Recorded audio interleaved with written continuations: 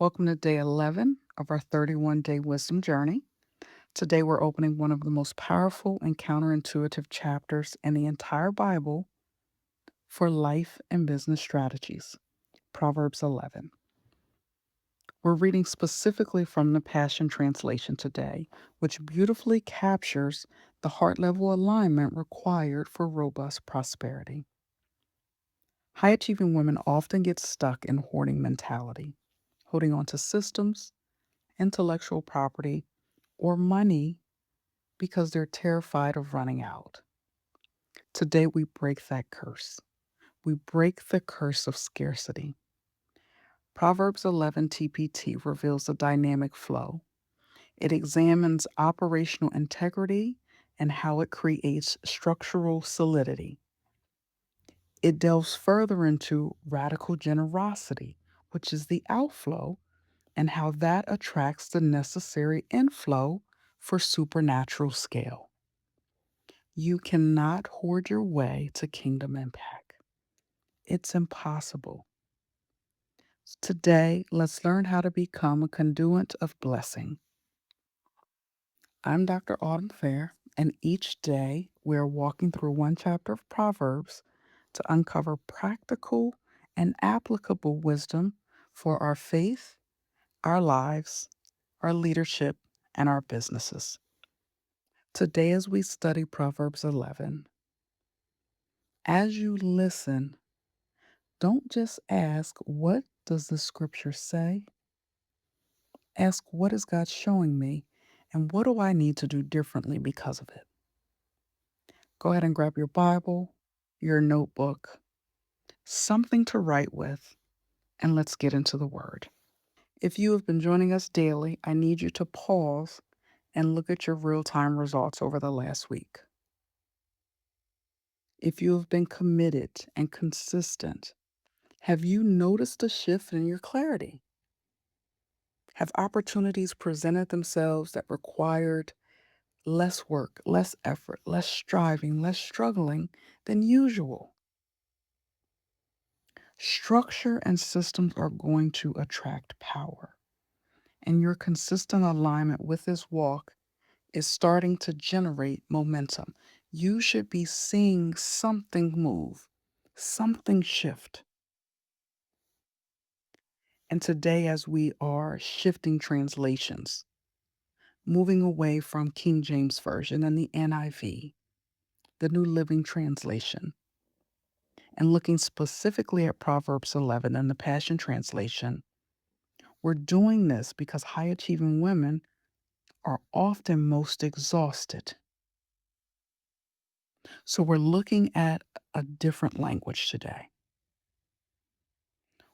Why is there this exhaustion? What creates it? What causes it?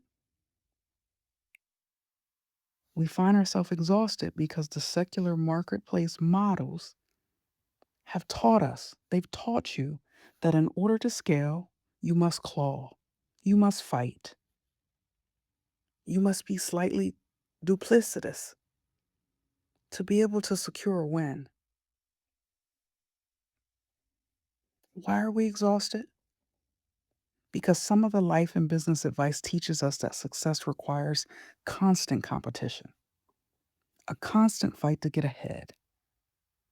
It tells us we have to protect everything that we have. It even tells us sometimes we have to compromise our integrity to win. Worldly strategy tells you that you must hoard your resources, your ideas, your assets. The world tells us to hold tight to our money, our ideas, our knowledge, and our opportunities because we may not get another chance. But Proverbs 11 shows us a different way to build, a different way to lead, and a different way to prosper. Let's read the word together. Proverbs 11. Dishonest business practice is something that Yahweh truly hates, but it pleases him when we apply the right standards of measurement. When you act with presumption, convinced that you're right, don't be surprised if you fall flat on your face. But humility leads to wisdom. Integrity will lead you to success. But treachery will destroy your dreams. When judgment day comes, all the wealth of the world won't help you one bit. So be rich in righteousness, for that's the only thing that can save you in death. Those with good character walk on a smooth path, with no detour, no deviation. But the wicked keep failing because of their wickedness. Integrity will keep a good man from falling, but the unbeliever is trapped, held captive to his sinful desires. When an evil man dies, all hope is lost, for his misplaced confidence goes directly into the coffin. It is buried alongside him. The righteous are snatched away from trouble, and the wicked show up in their place. The teaching of hypocrites can destroy you, but revelation knowledge will rescue the righteous. The blessing that rests on the righteous releases strength and favor to the entire city, but shouts of joy will be heard when the wicked one dies. The blessing of favor resting upon the righteous influences a city to lift it higher, but wicked leaders tear it apart by their words. To quarrel with a neighbor is senseless. Bite your tongue. Be wise and keep quiet.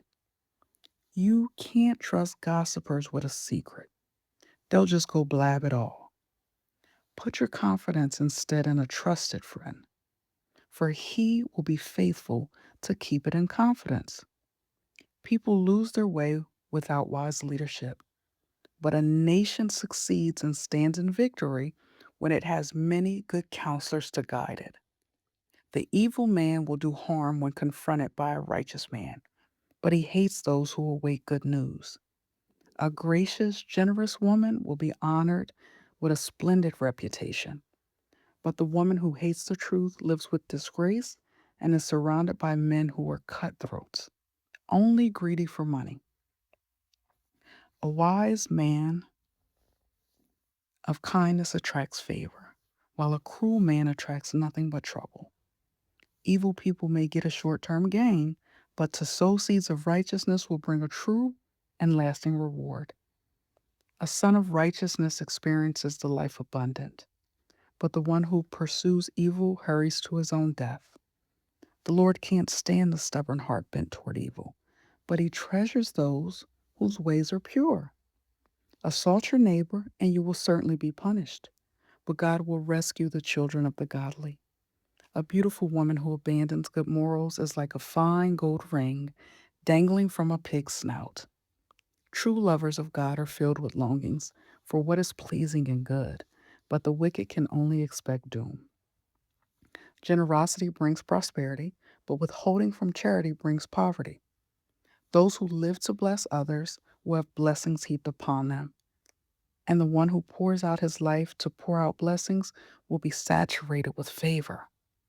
People will curse the businessman with no ethics, but the one with a social conscience receives praise from all. Living your life seeking what is good for others brings untold favor, but those who wish evil for others will find it coming back on them. Keep trusting in your riches and down you'll go.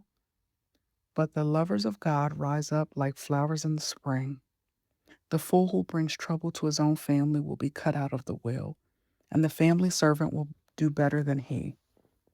But a life lived loving God bears lasting fruit. For the one who is truly wise wins souls. If the righteous are barely saved, what's in store for all the wicked? That has been the reading of Proverbs 11, the Passion Translation. So let's get into it. TPT 11 reveals a completely dynamic system. It shows that robust prosperity is not an external reward we receive for good behavior. Instead, robust prosperity is the internal inflow of a conduit.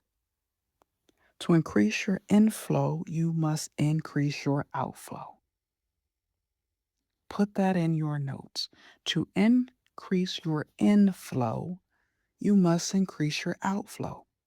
So let's look at the three pillars that create this dynamic flow in your life and business. Number one, The operational integrity that Proverbs 11 teaches us. We must start with the foundation. In corporate strategy, there's back-end compliance, right? Sometimes detestable backends. But let's look at verses 1 through 3 and see how it can be applicable in life as well. 1 through 3 says, Yahweh finds duplicity of heart detestable, but he takes delight in those with blameless integrity. Duplicity will destroy the hypocrite, but integrity guides the upright. Worldly systems say that a little shortcut in your contracts, or a small compromise in your marketing ethics, or even cutting corners on your back end systems to save a few dollars, they call it smart business. It's just smart business. Wisdom calls it duplicity. And the word says that duplicity destroys you.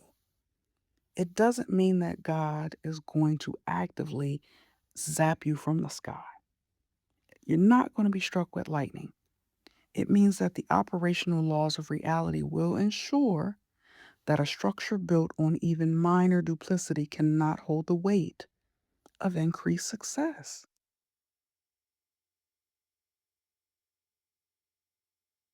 It just will not. If your foundation is cracked, your scaling, your advancement is going to become a blueprint for your eventual collapse. If Yahweh takes delight in integrity, that delight manifests as supernatural favor. So check your systems today. Are your contracts aligned? Is your word aligning with your actions? Is your walk aligning with the will God has over your life? Is your branding honest? Are you a woman of your word? Is your back end structure pure? Are your intentions pure? Those are the questions you need to ask yourself as you examine your operational integrity in everyday living and business. The second pillar we want to look at today is your leadership, whether in the home or the workplace, whether in the community or in a corporation. As we examine strategic leadership, we want to start at Proverbs 11 and 14. This is often a subtle shift in vocabulary that is critical for women in power.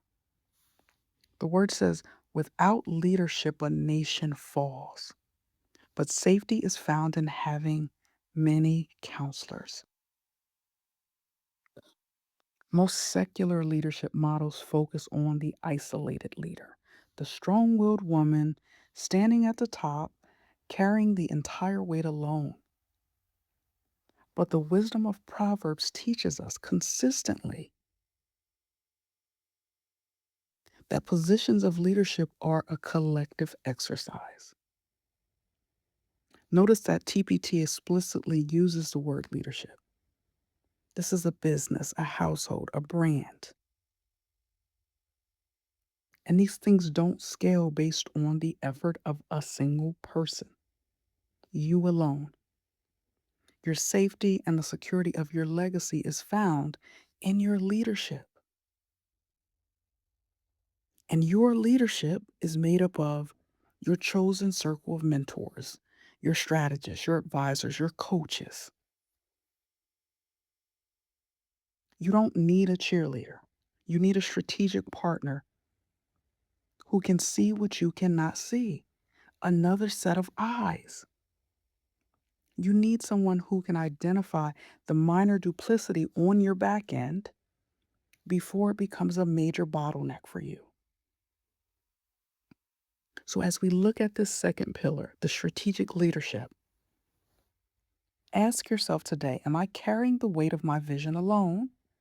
Or have I surrounded myself with a diversified sovereign council required to move me from a place of striving to rest, the luxury of ease?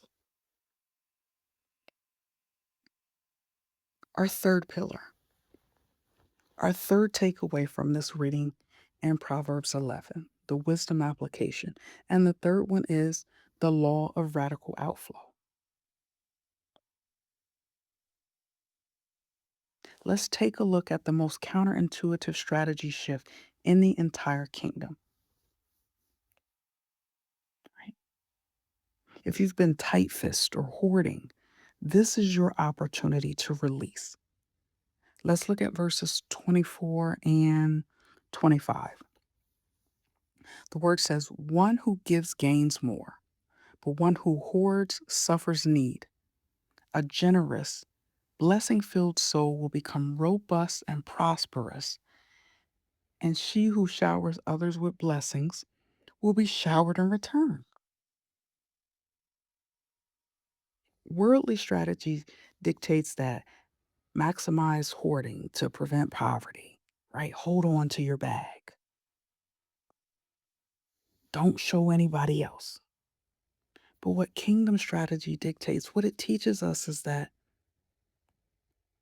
we maximize outflow to attract robust prosperity. That's what the word says today. In the TPT, these words are powerful. A generous, blessing filled soul becomes robust and prosperous. Robust wealth isn't just a fleeting revenue, right? Like we learned in Proverbs 10.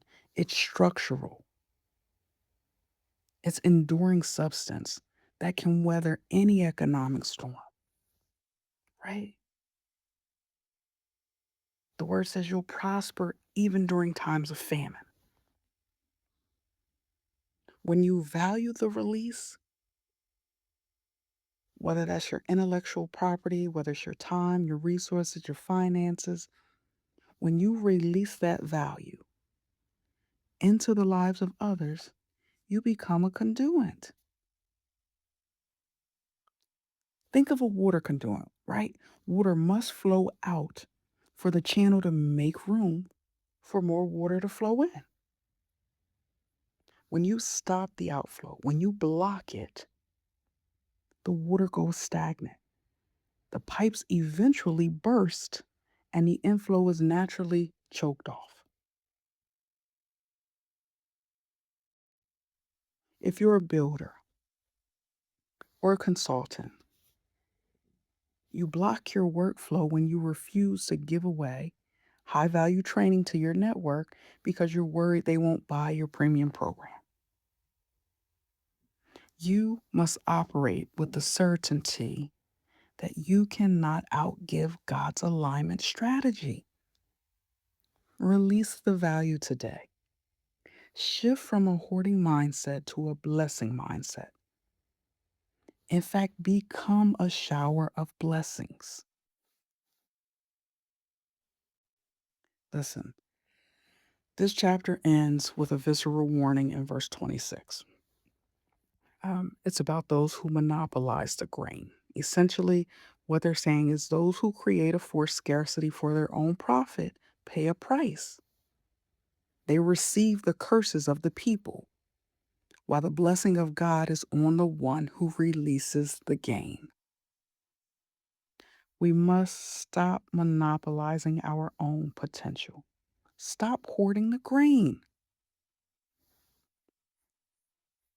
This is my charge to you today. This is your action step for today. And it's simple. You're going to do a conduit audit. I want you to systematically identify the exact systems in your back end where duplicity is lurking. And then look at your intellectual property and decide what high value asset you're going to release today to unlock your supernatural inflow.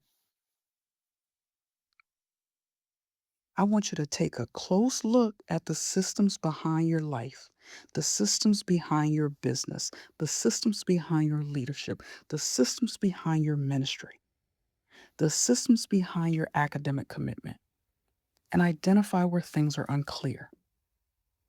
Where are things inconsistent or duplicated? or simply out of alignment. Then review the knowledge, review the content. Examine what tools or resources you already have created and choose one valuable asset today to release. The goal is clear. I, I simply need you to clear out whatever may be blocking your progress and make room for new opportunities, new revenue, new increase, new blessings to flow. That's my word to you today. If this is your first time tuning in, I invite you to stay in this space with us. Um, be sure that you hit subscribe or follow so that you can stay anchored to your commitment and continue this trajectory of growth. Continue walking through Proverbs. We are rapidly approaching our milestones. We're coming up on our halfway mark. And I want to see you, I want to see what you're building anchored in this foundation of wisdom. If you're still committed to the assignment, I want you to drop the word committed in the comments.